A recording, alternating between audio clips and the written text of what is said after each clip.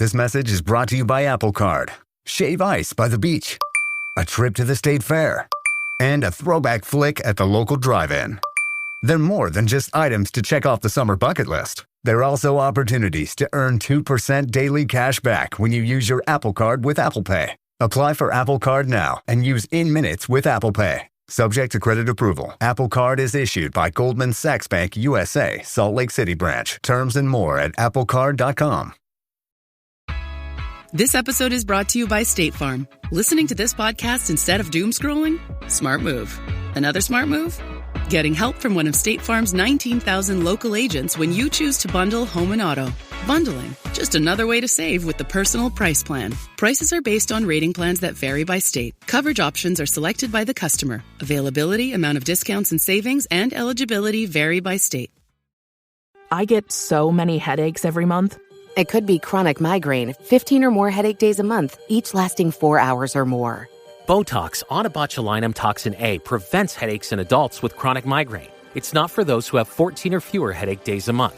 Prescription Botox is injected by your doctor. Effects of Botox may spread hours to weeks after injection, causing serious symptoms. Alert your doctor right away, as difficulty swallowing, speaking, breathing, eye problems, or muscle weakness can be signs of a life-threatening condition. Patients with these conditions before injection are at highest risk. Side effects may include allergic reactions, neck and injection site pain, fatigue, and headache. Allergic reactions can include rash, welts, asthma symptoms, and dizziness. Don't receive Botox if there's a skin infection. Tell your doctor your medical history, muscle or nerve conditions, including ALS, Lou Gehrig's disease, myasthenia gravis, or Lambert-Eaton syndrome, and medications, including botulinum toxins, as these may increase the risk of serious side effects.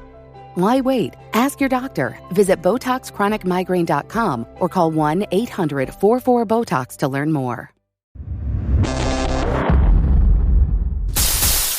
I'm going to first let you say your name so I don't get it wrong. All right, Bobby Singh Rayatt. Bobby Singh Rayatt. Yeah. Bobby, we've been touching base with you for a long, long time because you have a passion same as mine. But I think there's a deeper meaning to what you do. And so basically I want to take you down a different journey than what... We're at the UK Martial Arts Show, but you always turn up to these. And also you do other things. And so it's not... We've had a lot of people talk about martial arts today, and I know you have a passion for martial arts. But I want you to talk to me about Indian head massage and how you got into it and what it's all about. Because it's something that intrigues me when somebody does something like this and it's not well known. So first of all, is it a Sikh thing or is it just Indian? It comes from India, called Indian head massage. Around the world they do things with the neck and the shoulders and head as well. But it's specifically sort of catered around the chakras. So with, I think, a lot of massages, if they're done well, they will do a similar thing anyway. But we have tension that we hold in our body, stress we hold in our body. And unless we're able to somehow get that flowing, the meridians and the chakras, they're not flowing the way they should be. So we're having pain in our neck, we're having problems with our thoughts, we're having problems with our body. And I know from experience when someone's not even maybe laid their hands on me, but they've done, not necessarily Reiki, but they've done some energy work and they are masters at what they're doing, it opens up something within you because the energy is flowing. And if you meditate, you'll get the full benefit of all those kind of things. So how did you get into this, Bobby? Andrew, something that I've done martial arts all my life. So I think now coming up to, say, I'm 51 this year, so... Never. Yeah, about 40, including when I started nunchakus, I'd say I've been doing it for about 39 years, something like that. Started when I was 7, when my uncles used to be students of the teacher I went to. And my journey began really when I was 11, starting kickboxing. So I've done all the physical side of everything. I wasn't into the competition. It was more because of where I've grown up in East London to make sure that I can look after myself when I'm out on the street. So that was the main thing. Then I come across Bruce Lee, because my uncles were big Bruce Lee fans. And so I've always seen that around me. And when I started to research him while I was actually started formal training, I'm like, wow, what the hell? So he inspired me to be faster, as fast as I can be, to be as powerful as I can be. Not caring what size I was, we're growing bigger. I might have been 5'6", 7" at one time, but I would still have that mentality, even though I'm 5'11" now. But so he inspired me to be the best I can be, because sometimes we don't always get that teaching within your family, and we have to look elsewhere. That's why in Indian culture, especially, or Asian culture, teachers are sometimes more important than parents, because they're giving you life skills, things that you're going to have. And all right, I've never met Bruce Lee, but that inspiration is something that is very powerful, and so that gave me always tools, I had it a little bit myself anyway, but to be the best I can be, and practical as I can be, very analytical in what I look at. And so then when I applied that, after doing martial arts for those years, teaching for about 18 to 20 years, sharing the philosophy through teaching, I delved into it a little bit at the time, but I wanted to also learn about healing side of things. Because you break, you should also learn to heal. If you don't, one day you will break and then you won't be able to heal yourself. So if you learn how to heal yourself, then you can help to heal others. And I thought Indian head massage would be a good start. It actually is more powerful than I realized. And I thought, okay, you know what, I might want to specialize in this. I actually like this. It's something I can do anywhere. You don't have to take your clothes off, you don't have to lie down anywhere. You can be sitting on a chair, on a stool, and it can be done. So it's something, like I said, they teach us about the chakras and things, and if you are able to understand deeper, for martial artists, it's something that's very powerful. Do you ever read a book, one of the early books, and I apologise if I say the name, is it Bodhidharma, or have you ever heard of that name? I might be saying it wrong. He was a famous Chinese monk.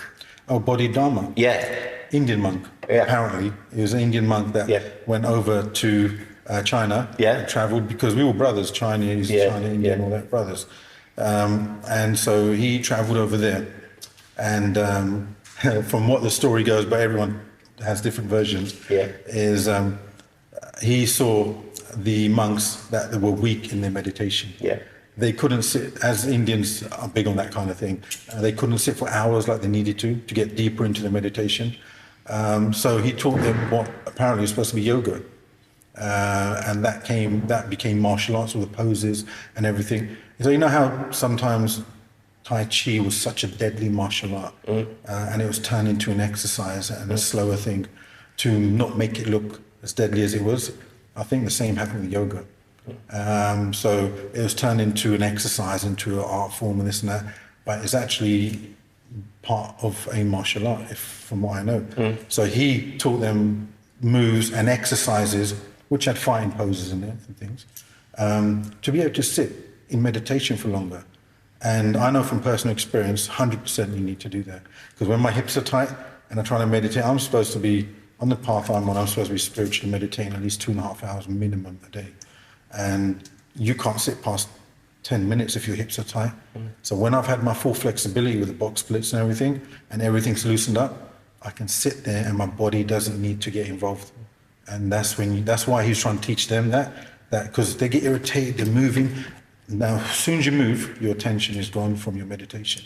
So that's the version I know. Well, the thing is that you've said something, and I just want you to sort of like elaborate if you want, because you'll like this, and maybe I'll be, as I say, elaborate on it. Is that the monks, which were the sort of like the prequel to Shaolin monks, and the thing was, if they were told that if they got into a fight and they hurt somebody, they had to learn to heal them.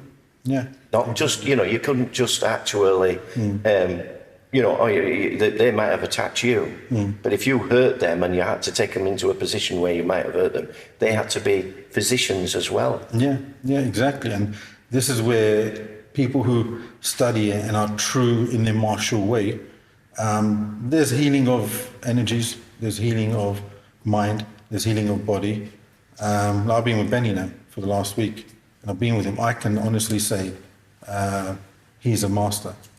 Yeah, he's a master. Now, he might not physically do the healing this way, but his teaching is a form of healing.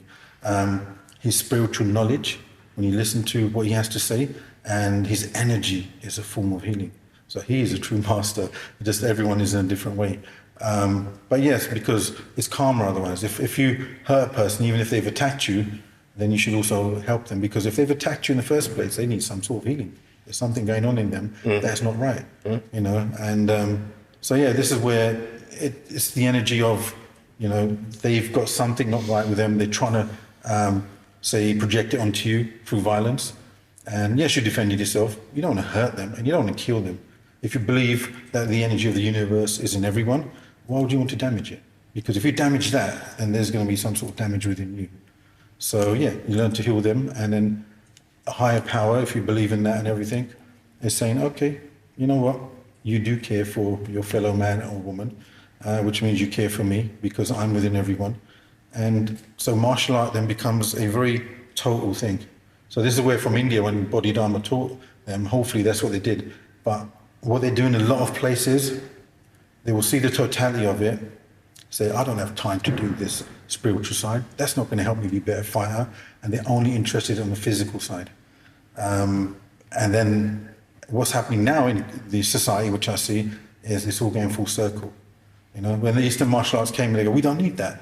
But then when they're getting injured, you're having problems when they're older, they're realizing that's what they need. But then the body's so damaged that it's not going to take effect. You know, I mean, with Bruce Lee, I'm very practical and pragmatic when I look at things and analyze things. And at the age he passed, he was just touching mastery. And it's such a shame because he's young. He had it all in the mind. He's looking in the right places, doing what he's doing. And I'm like, you know, listen to his philosophy, seeing his way. Physically, he was a master in what he was doing. Spiritually, he had the philosophy. And you could see, but he was stuck in the world of filmmaking and all that kind of stuff and everything. But you could see he was just going that way. And it's such a shame. But so I'm just trying to follow those kind of examples. Yeah. So with this Indian massage, head massage, do you do it regularly, or is it just as and when, or what do you do? At the moment, because I have formal jobs, I attend events. So Andy, I'm attending all these wellness events, yoga events, things that are connected to holistic ways, and I meet some really interesting people. Now, whether you believe in them or not, psychics, mediums, and all that kind of stuff. And very interesting when you're not paying them, I'm just sitting here like I am with you, and they start telling you stuff that they shouldn't know. So you know this stuff is real. Yeah. So I love that. I'm hoping to be able to get to that point one day, just for myself, and then again, be able to help others. But yeah, I just attend events. I need to be good in my marketing and advertising to get in my local area, because I moved a few times, I'm not settled. So hopefully now I'm settled, I can actually work on the business and share the goodness of it. Like when I was teaching martial arts, I was sharing the goodness of that and the philosophy of it and everything. And people still now say to me, you should start teaching again. But you have to understand what's within the person. Many ambitions, many other things you want to do. And if you are stuck in one point, it anchors you. So I'm a bit too much of a free spirit now, I think. You were telling me that you were thinking about moving and learning some movie acting skills and stuff like that, because I mean there's Bollywood and all sorts of things, isn't there? I mean they've always had fighting in their films anyway. I don't want to get into the action side of things. Yeah. I've always wanted to do acting since I was a kid. My family say do academic, so I follow academic. To keep doing martial arts, I have to fight against what my family were feeling. You know, academics, no, don't do that, that's going to take you away from it. I eventually became black belt, eventually started teaching anyway, so I thought if you had given that as kind of support when I was early, I would have been way ahead of my time for where I need to be. So acting is something I wanted to do when I was younger, but it does take a lot of confidence. It takes a lot of self-belief, self-awareness, and like anything I've approached in life, when I truly believe in it, I go at 100% and then some. And so I'll research everything, make sure I know what I'm doing, make sure I know within myself how I'm feeling when I'm actually going to take those steps. And I don't take big leaps. The time to take big leaps is when you've built your foundation, and then you build that confidence. You go, yeah, I can make that jump. But if you've not done the training behind it to make that jump, you fall, you're gone. And then it affects you mentally, spiritually, and everything. So with me now, I've decided, you know what? I've done the teaching. My martial arts is always going to be part of me. I don't want to get into action films because it's going to too much repetition is going to damage my body. I learn from watching other people. And I don't want to be, I'm 50, like I said, 50 now, I don't want to be in my 60s say, oh, this hurts, that hurts, because I want to be doing it to the end of my life and enjoying what I'm doing. So I cut down on the repetitious work. Now, if I do that in a film, I have no choice. They want 20, 30 takes of that thing that I know I wouldn't train that way in the normal way. Why should I do it for the film, for show? So I just want to do the acting side. It's something, like I said, I wanted to do from when I was younger. I'm going to approach it honestly. Not with no ego. Now the ego is a lot less than when you're younger. And I think that's maybe why now I'm feeling that I want to go that way. And as I have no relationships holding me back in anything in what I want to do in life, this is where the energy seems to be going now. I want to catch you up and see that you've got that business running with the Indian head massage. No, thank you very much. Thank you very Bobby. much, Andy. Thank you, Bobby. Thank you.